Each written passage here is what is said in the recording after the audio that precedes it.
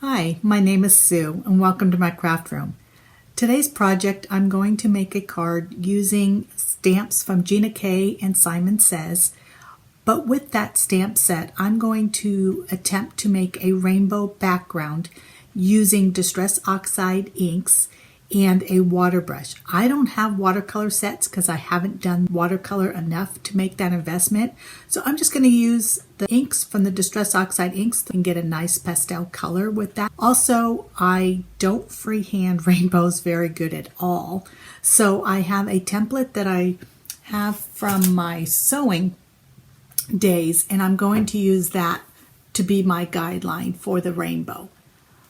So let's get started on this project and see how it can all come out.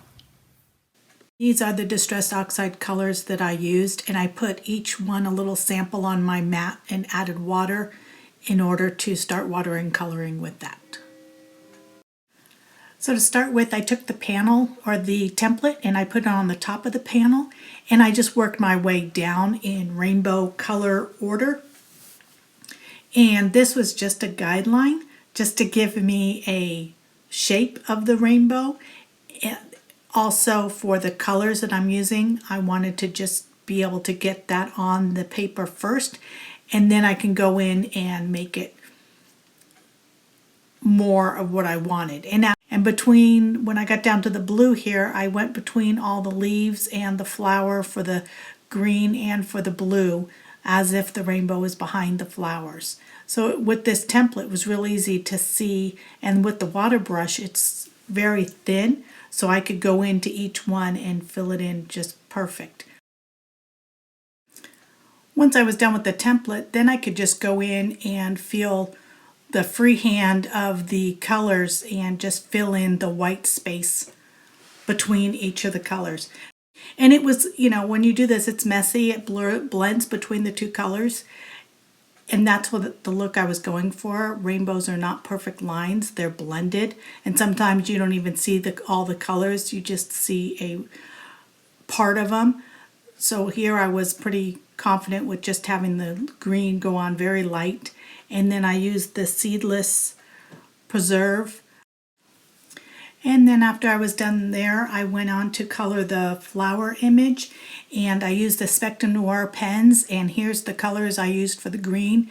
And I started out with, I'm just showing you on this one leaf, but I did them all the same way. Started off with the CG3 and then went into the JG5 for the dark shade and the LG5 for the medium shade, and blended it out with the CG3 again. And I did that on all the leaves for this flower.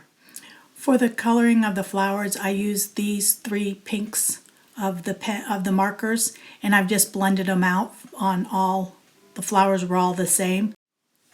I used the FS3 for the center of both these flowers. Just kept it consistent and just used the one color. I then re-stamped the image again, since I hadn't moved it in my stamp positioner, and just re-stamped it so that I had the darkness back out there after I did all that coloring. I chose the word amazing for the top of the card, and I did stamp it 3 times just to get it really dark. I wanted that to be the focal point. And then all the other stamps, greenings that I had on the card, I also did those 2 to 3 times to make it dark. And then I went in with Broken China, and I just felt that it needed to have the blue in the background instead of the white. So I just took a brush here. I'm not sure what size brush it is. It's just one that I had in my drawer. Went around the whole card with the blue. Once the card panel had dried from the watercolor and the ink blending, I added some ribbon, some rhinestone, and some crystalline drops. The crystalline drops have like a little iridescence to them, so giving them that water dew look, and I added that to the leaves and the petals. Once that was all complete, then I adhered that to black cardstock, and then I added that to a top folding card. I hope you enjoyed that video. It was fun to try to create a rainbow using products that I have in my craft room. If you liked this video and this card, please give it a thumbs up, hit the notification bell, and subscribe. I'd appreciate it. And if you have any comments, please feel free to leave those below. Thank you. Have a wonderful day.